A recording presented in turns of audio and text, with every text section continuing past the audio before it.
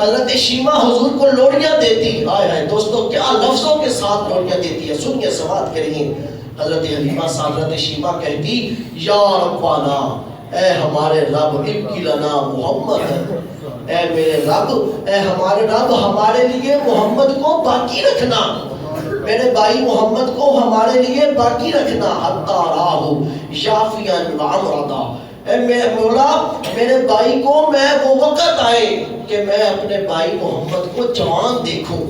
ثم اراہ سیدا مسودا، یہاں تک کہ جوان بھی دیکھوں اور اپنی قوم کا سردار بھی دیکھوں، اور ایک ایک فرد میرے بھائی کے آگے جھکتا دکھائی دے، اس کی اطاعت کرتے دکھائی دے۔ آپ فرماتے ہیں وَأَكْبِتْ آیَاتِهِ مَعًا وَرُسَدًا، اے میرے رب میرے بھائی کے دشمنوں اور حاسدوں کو ذلیل و رسوا کر، وَعَطِيهُ عِزًّا يَدُومُ أَبَدًا، فرمایا کہ اے میرے مولا میرے بھائی محمد کو وہ عزت عطا فرما جو رہتی دنیا تک ہمیشہ قائم رہے۔